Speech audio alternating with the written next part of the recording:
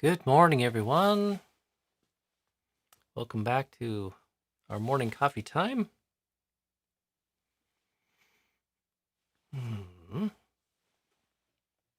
How's everything looking and sounding on your end? Something didn't... Okay. I couldn't hear the birdie, but I think I can hear my own voice, so.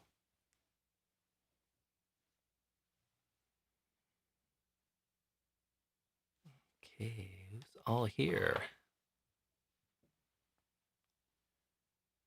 45, 49, 50 of my favorite people.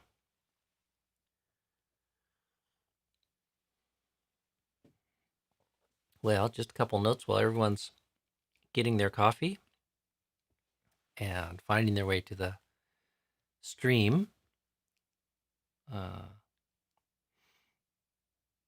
I continue to get feedback from people, and I really appreciate that. Yesterday, I heard that the volume could be a bit better, so we'll try a little more volume today and see how that sounds to people. In cases like that, it's good to know what you're listening on, because I can't test on all devices. So if you're listening on a computer or an iPad or a smartphone with headphones or not, Bluetooth headphones or not, like I've tested this in a bunch of different ways, and it really depends. And then also if people are on wireless or on a cell signal, that introduces an even greater anicca factor, even greater impermanence.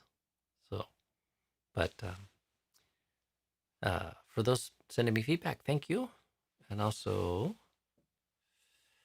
for everything else. We had family coming and offering the meal on Saturday here, and it's kind of pouring down rain around the time of the meal offering, so it wasn't the best, but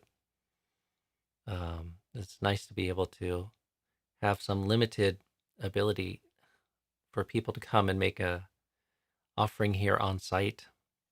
And then yesterday the weather was wonderful. Another family came along with a friend of ours from Portland, and it was nice to receive people to make meal offerings here, and to have a chance to sit outside and talk about the challenges of our life, and how this teaching of Buddha Dhamma might be of aid to us in making choices and trying to understand the best way forward, given everything that life throws at us. So,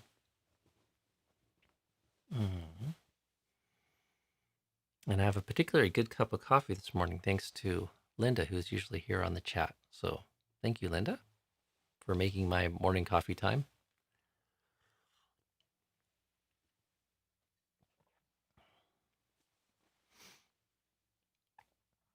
So today is Monday. I'm thinking kind of forward about the week, and next weekend, Portland Friends of the Dhamma is going to be celebrating their 20th anniversary. I think the technical date or the actual date has already passed, kind of right as the pandemic was changing lives for all of us.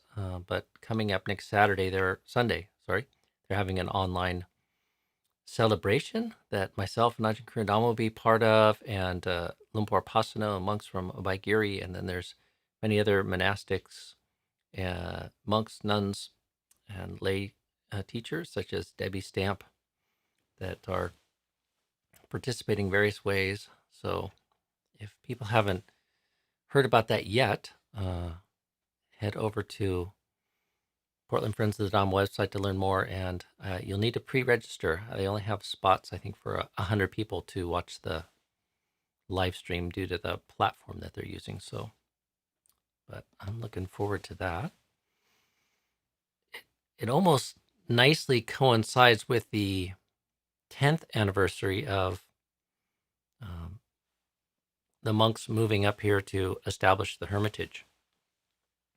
So, and That will be in early July. So the actual day we arrived was July 7th, 2010. And we had a nice big celebration in Portland that was well attended by many monastics from Abhayagiri, Lumpur Pasano, Ajahn Amaro, Lumpur Samedo was just happened to be visiting the area and joined in, as well as a whole bunch of other monastics. And I think in July 10th, we were able to host Lumpur and do a Patimokkha recitation on the property that we leased on top of Burdoin Mountain. So just hovering over white salmon. And then July 11th was the first day that the 3 monks of the Hermitage were there, all by themselves, having something of a normal day. And I can't remember if we walked down to White Salmon that day or if it was the next day, but we started walking alms round very quickly. So also coming up on Sunday next week as well is the first of a 6-part series on the jhanas from Ajahn Sona's jhana retreat that he taught in March of this year. So looking forward to that. Some fresh talks from Ajahn Sona on the theme of the jhanas, and kind of rounds out an effort that he's made over the last couple of years to give a comprehensive series of talks about this whole section of the Noble Eightfold Path that focuses on mental cultivation. So right effort, right mindfulness, and right concentration. So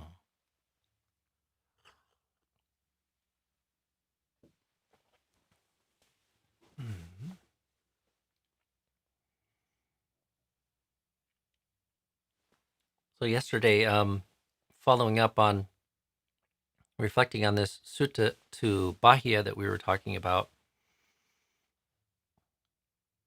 Remember Bāhiya, the wanderer who wears bark robes. He discovers he's not enlightened through a friendly devata, seeks out the Buddha, and is impatient to get a teaching from the Buddha. So much so that he stops the Buddha on his alms round to get a teaching. And the Buddha gives him a very brief teaching. Bāhiya, in the seen, let there just be the seen. In the heard, in the sense, and in the cognized, the cognized. And when there's just that, your problems will be sorted out. And then he wants to ordain and join the Sangha, and needs to run off and get a bowl and robes, and gets killed by a mad cow, or maybe an overly protective cow. So, and in the suttas, there's some interesting things where the Buddha declares certain people the foremost in this or that. So Sariputta was the foremost disciple in wisdom. Mahamoggallana was the foremost disciple in psychic powers. And Bāhiya has the distinction of being the foremost in quick enlightenment. So as I was meditating this morning, this kind of came back to mind. And I was thinking, I've never really studied this, so forgive me if I've maligned the tradition of Zazen, but I was thinking of this teaching in relationship to the practice of Zazen, or simply sitting. In just the seen, the heard, the sensed, the cognized, the cognized.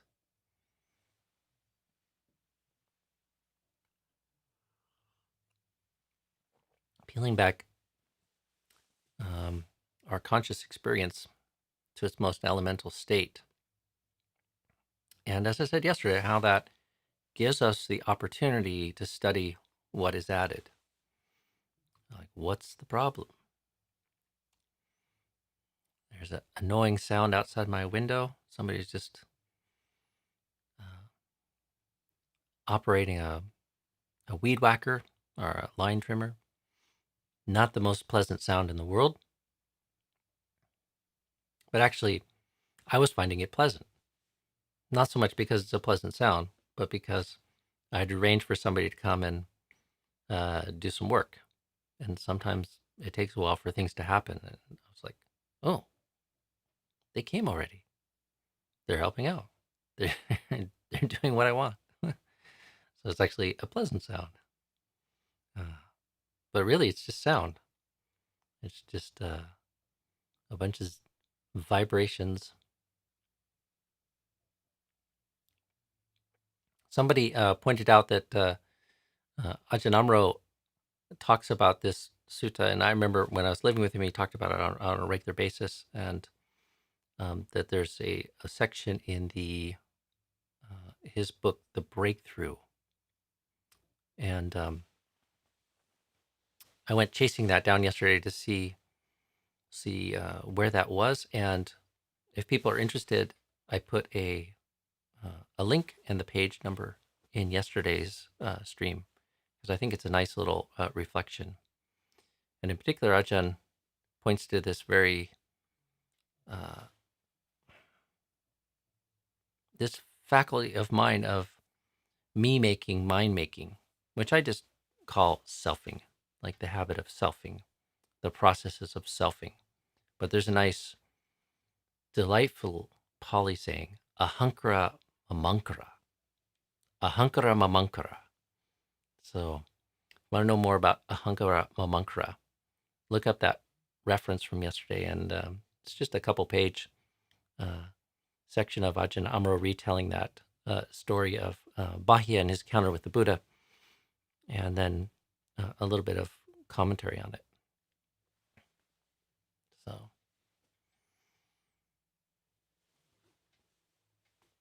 okay, well, let's see. Anyone have questions or concerns about how to get on with your life today and practice?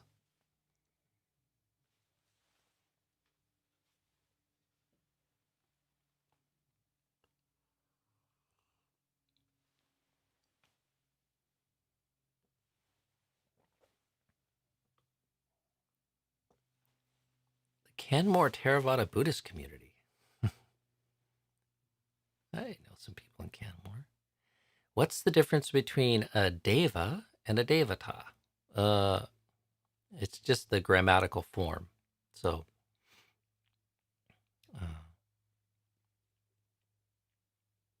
just a feature of Pali, how you need to change the inflection on the end of the word. So, that's the short of it. No difference. Although, apparently there is gender in the devata realm. So there's male and female devas.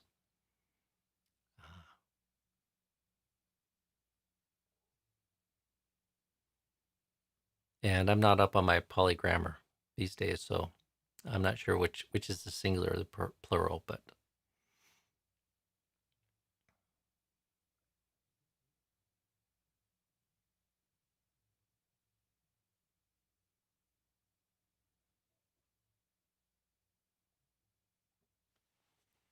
good morning, Shelley.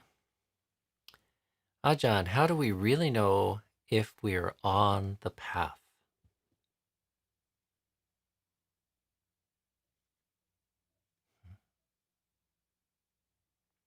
Well, there's a couple ways that we can take that question. And I suppose the broader, more accessible, common way to sort of address that question, is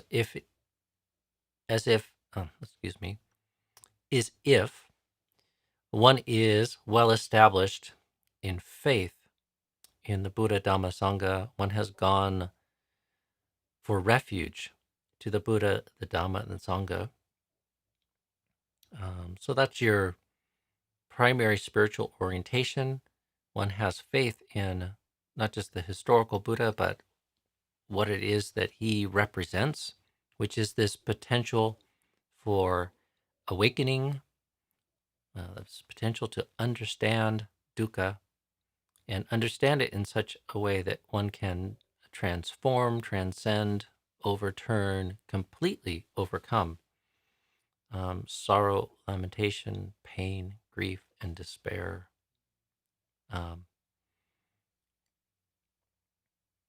And that he taught an efficacious way for people to engage in putting that into practice, and that there are men and women, people of all stripes, that have taken that up and successfully realized the various levels of awakening or overcoming dukkha.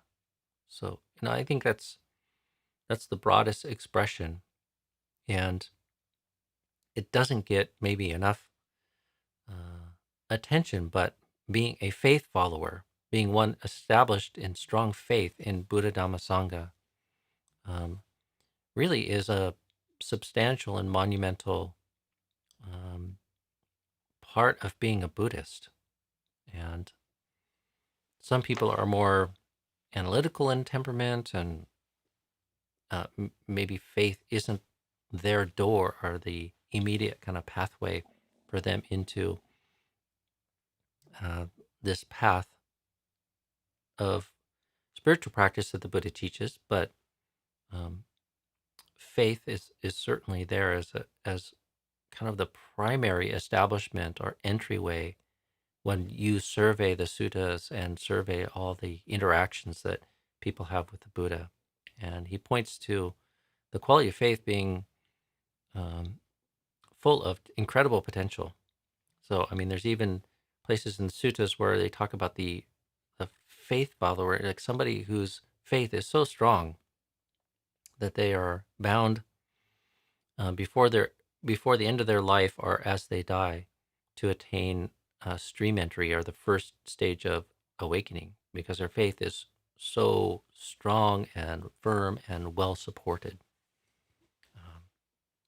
That's an interesting thing to sort of contemplate. I think maybe the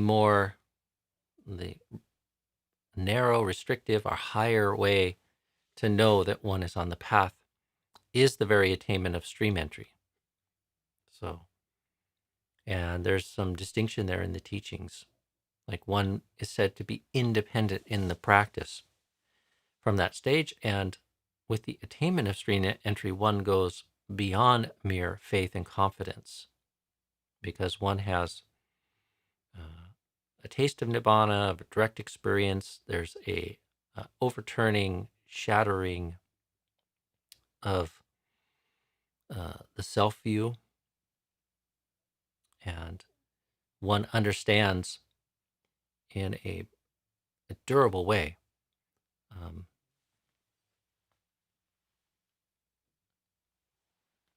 how the processes of suffering are dependent upon I making, me making, mind making, selfing in all of its forms. So,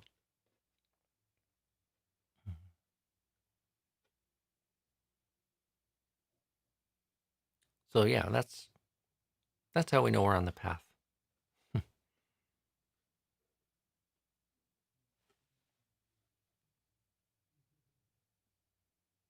Maybe a more colloquial way is one sees one's growing in skillfulness and sees a diminishment in suffering. So, but that's a little squishy way to sort of define it.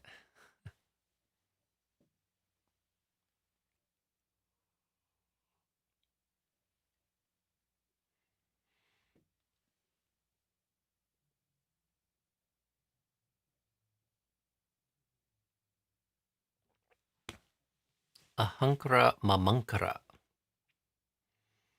I don't think that's exactly the spelling, but we'll get it in the show notes later. So I don't want to go digging around for it now. It's a delightful thing just to say, ahaṇkāra, mamaṅkāra. Ahaṇkāra, mamaṅkāra.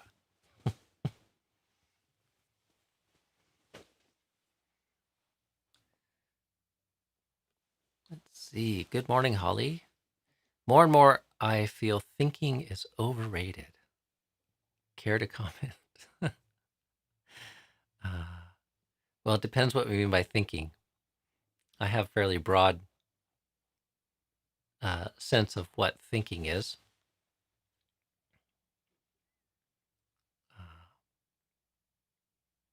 Well, let me finish reading your statement here.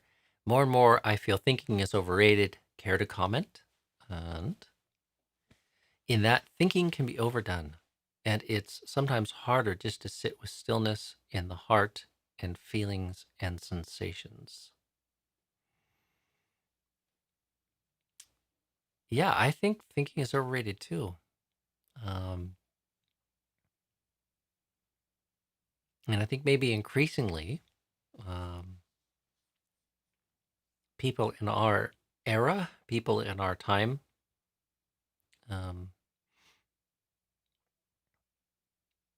feel that it holds more promise than it really does in this endeavor in finding happiness and contentment. So it's counterintuitive. There's many of the emotional habits, emotional problems that life presents us, you can't think your way out of. And I remember getting a sense for this early on in my practice. There's something going on in my life that I'm not at ease at, or some perception I have of myself that I'm not at ease with, and the mind's like working overtime, trying to get resolution through mere thinking. And part of the value of having this deliberate practice and cultivation of peace and serenity and stilling thought formations is we start to get a better sort of sense of the value of thinking and the limitations of thinking. And you begin to, as that process matures and develops, your relationship to thinking kind of changes. So, for somebody who hasn't really had some of those experiences or closely examined the limitations of thinking, this kind of teaching reflection that Ajahn Chah gives us, where he says, you should just look at your mind and sort of point, say, liar. It doesn't make much sense.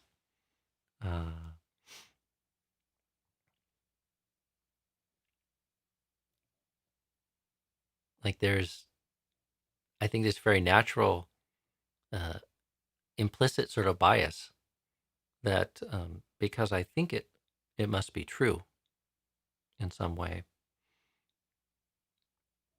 And it's very difficult to view thinking in just this more sort of broad, expansive sort of way, as it's just like I think of it as just like any other sort of sense phenomena, like perceptions. There's various auditory and visual perceptions that I have sometimes, and that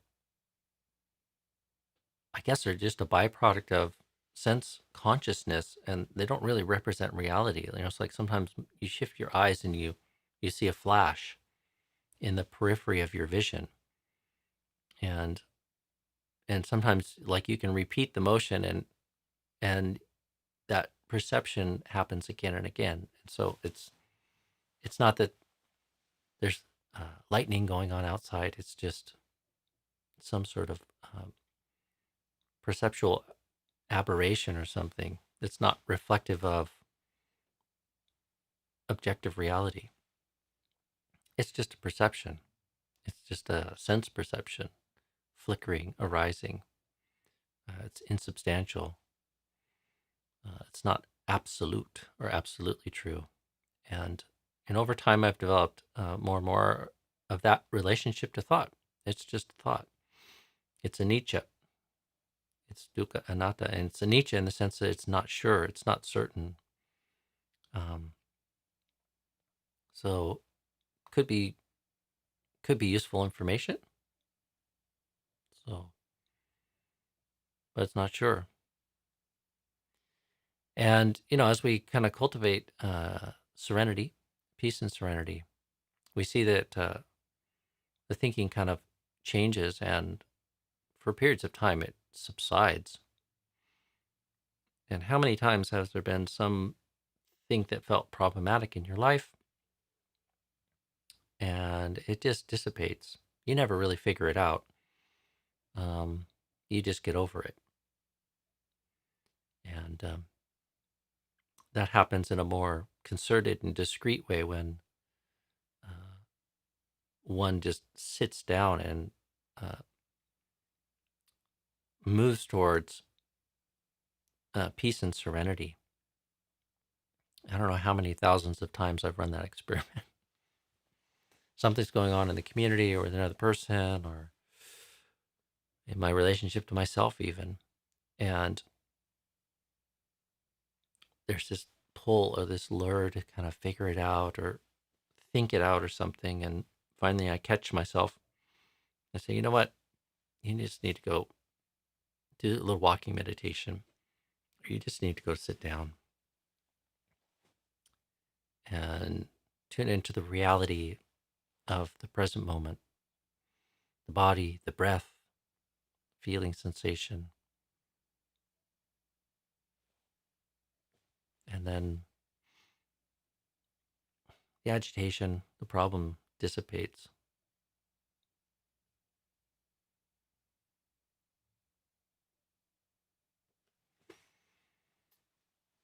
Morning, Zuri. Do you find that the hindrances mix? I sometimes have difficulty figuring out which one is present.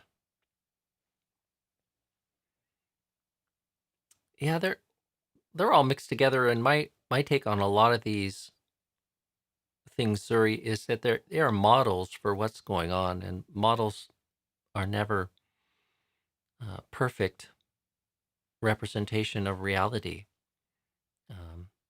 And so, there's a little fuzziness. Things don't always fit so neatly into the five categories. So, and also the nature of the mind is, and they go into this in the Abhidhamma with great detail, but I mean, just watching over the mind, you learn this, like how amazingly subtle, fleeting, and fast it is. And so, you can be experiencing a whole host of hindrances at the same time. So what one needs to watch out for that. We can get, if we're a little overly wedded to this model and the process of categorizing things, it can be the basis for doubt, and it can obstruct the kind of goal of just overcoming the hindrances. So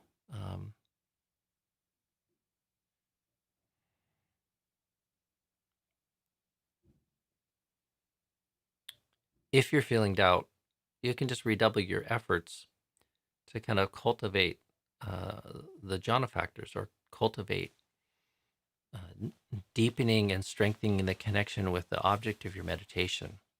So you don't want to waste a bunch of time doubting and sort of trying to figure out what hindrances are present. So this thing that comes up in the suttas where the Buddha is talking about practice, where he says, from time to time, one should give attention to this or give attention to that. And that's what I use as guidance for using these teachings on the hindrances. You don't want to give too much attention to always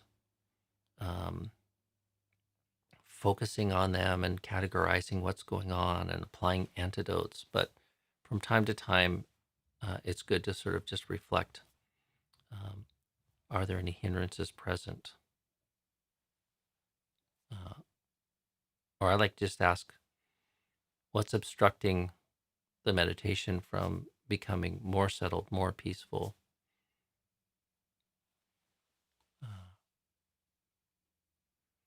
And so it's like a listening, it's like a tuning into the mind.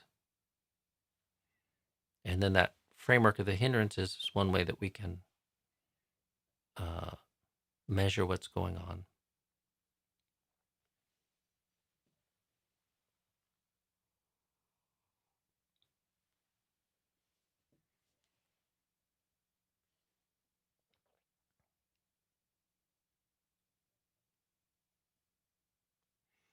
Okay, I'm going to have to get going here. I have a phone call with Birkin this morning, but let's see if I can get through the rest of these questions. Adrienne, good morning. Ajahn, I'm taking new medication which causes drowsiness because of health conditions. I lie down for meditation. How to work with energizing the mind when I can't change these conditions? Well, a couple suggestions, and you've probably heard these before, but like meditating with the eyes open, light. So keep the lights on or keep the curtains open, and also attend to light. Light is energizing. So that's one way.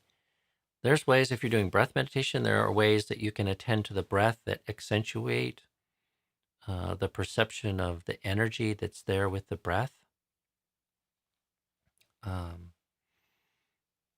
So, working with the breath and working with attending to and maybe even breathing in a way that promotes energizing the mind.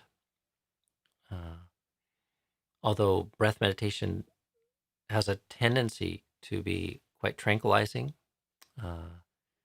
So, if you're not able to do it in a way that feels like it's got the quality of energy that one needs, then you might kind of focus on other meditations. So like loving kindness meditation or mudita can be very energizing.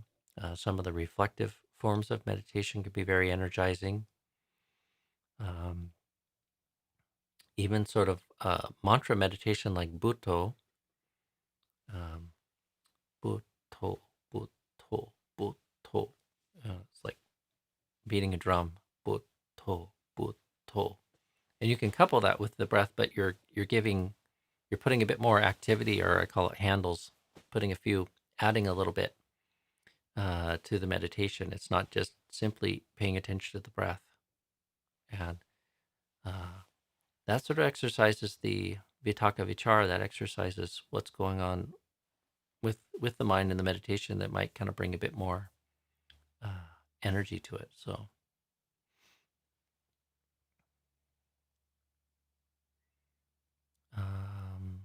yeah, so I would try those things. Also, you might experiment with, there was a period of time where I was really like working with meditation laying down, and just kind of experimenting with it when I was a young monk in Thailand, and breaking it up so you're not laying down for a long period of time can also help, because like the energy of the body can become quite stagnant when laying down for a long time, especially like if you're not laying on a hard surface, which is another idea. If the more firm the surface is, then the more that I feel, the more suitable it is as a meditation posture, because the skeleton is the bones are receiving more of the weight, and there's a better chance for all the muscles and soft tissues to kind of relax, and for breathing and circulation and the energy to be more full or more perfect in some way. Whereas if you're like in a very soft bed and the body's in this banana posture or something, or a lot of the soft tissues are being contacted and pushed in various ways by how one's laying down. It's a little more. I always found that a little bit more challenging. So,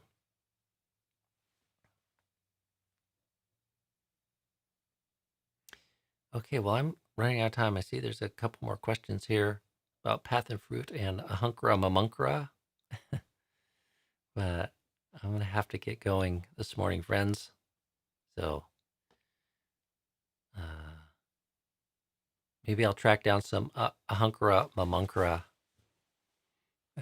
definitions where you stand. But for today, I would look to Ajahn Amaro's little passage in. I think he goes into it actually a bit more in the island, but I think it's just I making, me making. But I can't do an etymological breakdown of it right now. Like kara on the end of mamaṅkāra is making, related to kamma. So, all right, friends, leave it at that for today.